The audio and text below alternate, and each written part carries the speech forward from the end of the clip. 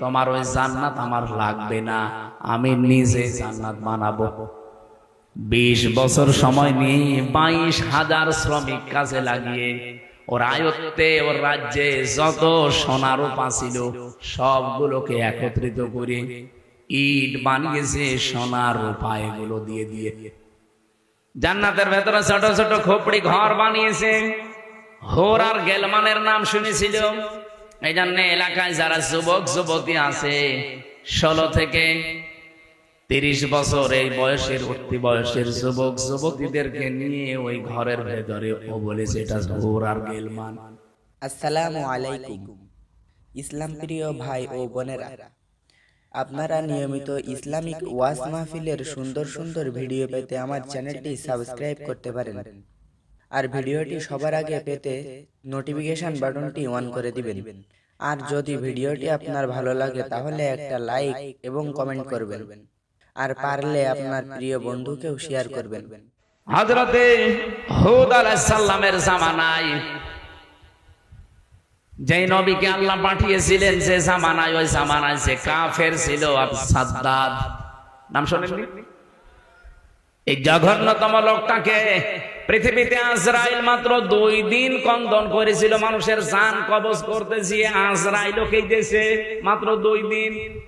তাছাড়া আজ পর্যন্ত কারো জান কবজে আজরাইল কাঁদে নাই। আজ আজরাইলের চোখে পানি আসা অত সহজ না।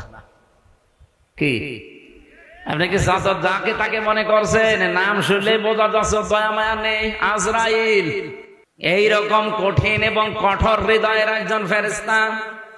তিনি বলেন আমি জীবনে 2 দিন কন্দন করেছিলাম মানুষের জান কবজ করতে গিয়ে, তাছাড়া আমার কোনোদিন চোখে পানি আসে নাই। একদিন এই আজরাইল এই সাদ্দাত যেদিন জন্ম নেয় ওই দিন, আর এই আর একদিন যেদিন ও মারা যায় ওই দিন। ও জন্ম হয়েছিল নদীর ভেতরে, সাগরে জাহাজ ডুবে গেলে ওর মা একটা কাঠের উপরে তক্তার উপরে ভাসছিল। ওই সময় ওর জন্ম হয়। কাঠটা বুকের উপরে রেখে দিয়ে সন্তানটা কাঁধের উপরে রেখে এভাবে কষ্ট করে করে চলছিল। হঠাৎ আল্লাহ বললেন আজরাইল এই মহিলার জান কবজ করে নিয়ে আস। আজরাইল এসেছিল, দৃশ্য দেখে বলছে আল্লাহ এ অথই সাগরে এই ছেলেটা তোমারে যা বলেছে কাজ করে আসো, কিছু দেখা লাগবে না। ও কিন্তু জান কবজ করার পরে মেয়েটা পানির নিচে তলিয়ে গেছে, আরে বাচ্চাটা সাগরে ভাসছিল এই কাঠের উপরে। ভাসতে ভাসতে এক কিনারায় পৌঁছিয়ে দিয়েছে ঢেউ তাকে। বাঘে নিয়ে তারে মানুষ করে বাঘের দুধ খেলো। বড় বড় বলেন তো কোথা থেকে কোথায় নিয়ে এসেছে আল্লাহ তাকে? এই লোকটা যেদিন হুদ নবীর কাছে নিজের পরিচয় দিয়ে যে জান্নাত জাহান্নামের কথা তুমি শোনালে, তোমার ওই জান্নাত আমার লাগবে না, আমি নিজে জান্নাত বানাবো। 20 বছর সময় নিয়ে 22,000 শ্রমিক কাজে লাগিয়ে ওর আয়ত্তে ওর রাজ্যে যত সোনা রূপা ছিল সবগুলোকে একত্রিত করে ইট বানিয়েছে সোনা রূপা এগুলো দিয়ে দিয়ে। জান্নাতের ভেতরে ছোট ছোট খোপড়ি ঘর বানিয়েছে। হোর আর গেলমানের নাম শুনেছিল।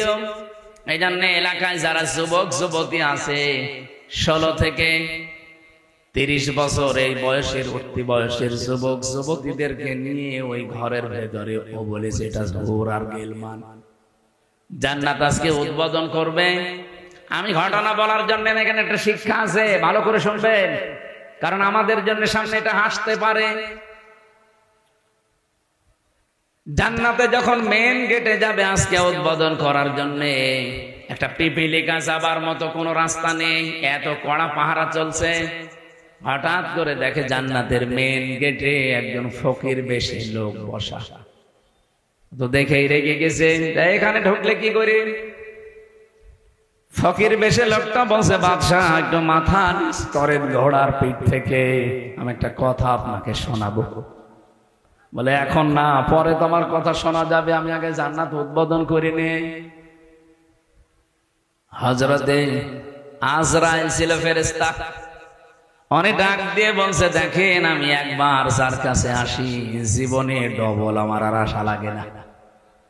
আমি ফকির বেশে এসেছি, মনে হচ্ছে ফকির, আমি কিন্তু দুনিয়ার সাধারণ ফকির না, আমি আজরাইল। এই জানটা কবজ করবে। আল্লাহ রাব্বুল আলামিন নির্দেশ দিয়েছেন, ইযা জাজালুহুম লা ইস্তাখিরুনা সাআতাও ওয়া লা ইস্তাকদিমুন। যখন যার কাছে আজল চলে আসে, মানে মরণ, ওকে আমি 1 সেকেন্ড আগেও দেই না, পরেও দেই না, নির্ধারিত সময় তুলে নেই। এই লোকটা জোর করে বলেছিল, ফেরেশতা একটু সময় দাও, আমি শুধু বানানো জান্নাতে এক নজর দেখেই চলে আসবো, তখন আমার জান নিয়ে নিও, আমার কোনো আফসোস নেই। ফেরেশতা বলেছে, না, জান্নাতের চৌকাঠ পর্যন্ত স্পর্শ করার কোনো অনুমতি আমার কাছে নেই। ঘোড়ার পিঠ থেকে লোকটা তারপরও জোর করে নামতে গিয়েছে, ওখান থেকে জান কবজ করেছে ঘোড়ার পিঠ থেকে। তাফসিরে তাবারিতে দেখেছি, জান্নাতের চৌকাঠি স্পর্শ করার আগে ও মাটিতে ত্রাস করে পড়ে গেছে। এখানে আমার কয়েকটা শিক্ষা পেলাম। আজরাইল বলেন, এই দিন ও যখন আমার কাছে অনুমতি চাইছিল যে 20 বছর একাধারে 22,000 শ্রমিক কাজ করে, আমি বিশাল আকাঙ্ক্ষা নিয়ে আসি যে একটু প্রবেশ করে চলে আসবো, আল্লাহর নির্দেশ ছিল না। আমি এই দিন ওর জান কবজ করতে গিয়ে কেঁদে ফেলেছিলাম। তাহলে আজরাইল কেঁদেছে একটা লোকের জন্য জীবনে 2 বার, একবার ওর মায়ের জান কবজ করার সময়, একবার ওর জান। মুফাসসির বলেন, কেন আল্লাহ তাকে চৌকাঠ পর্যন্ত স্পর্শ করতে দেয় নাই জানো? যখন হুদ নবীর কাছ থেকে জান্নাতের বর্ণনাগুলো শুনে শুনে জান্নাত বানাচ্ছিল, নবীকে বলছে, কিভাবে আল্লাহ জান্নাত বানিয়েছে তোমার তো ওই সহিফার ভেতরে আছে, ওই সহিফা থেকে বলো দেখি। আমাদের নবীকে আল্লাহ বড় কিতাব দিয়েছিলেন, অন্যান্য নবীদেরকে আল্লাহ ছোট ছোট কিতাব দিয়েছিলেন, ওটার নাম কি? সহিফা। ওখানে জান্নাত জাহান্নামের বর্ণনা ছিল, কিছু উপদেশ ছিল। ওখান থেকে বর্ণনা শুনে শুনে যে জান্নাত এইভাবে এইভাবে আল্লাহ বানাবে, ও ঠিক ওই কায়দায় বানিয়েছে। যেহেতু স্বর্ণ রাখবে, রূপা লাগবে, স্বর্ণ এত পাওয়া যাবে কোথায়, যেখানে যা পাওয়া যায় নিয়ে আয়। ওই দেশে একটা বিধবা মেয়ে লোক, মা বাবা নেই, কিছুদিন আগে বিয়ে হয়ে স্বামীটা গেছে মারা। ওর পাইক পিয়াদা যারা আছে, ওরা সেই মেয়েটাকে বলছে ওইটা দিয়ে দাও, বাদশার স্বপ্ন পূরণে জান্নাতে কাজে লাগবে। মেয়েটা ওই দিন মাথায় গড়াগড়ি দিয়ে, মাটিতে গড়াগড়ি দিয়ে বলেছিল, এটা নেবেন না, এটা আমার জীবনের শেষ সম্বল, আমার মা বাবা নেই, আমার স্বামীটাও নেই। জোর করে বাদশার এই স্বপ্ন পূরণের জন্য নিয়েছে। ওদিন মেয়েটা মাটিতে গড়াগড়ি দিয়ে এমন কন্দন করে বরদোয়া দিয়েছিল যে রব্বুল আলামিন আমার জীবনের শেষ সম্বলটুকু যে কেড়ে নিল, তাকে তুমি তার বানানো জান্নাত উদ্বোধন করা বসবাস করতে দিও না। আমি হাদিসে পড়েছি, ইত্তাকি দাওয়াতাল মাজলুম ফাইন্নাহা লাইসা বাইনাহু ওয়া বাইনাল্লাহি হিজাব। মুসলিম শরীফের হাদিস। নবীজি বারবার উম্মতদেরকে নিষেধ করে গেছেন, উম্মতেরা আর যাই করো, মাজলুমের বরদোয়া থেকে নিজেকে বাঁচিয়ে রাখবা সব সময়, কারণ মাজলুমের বরদোয়া আর আল্লাহর ভেতরে কোনো হিজাব থাকে না।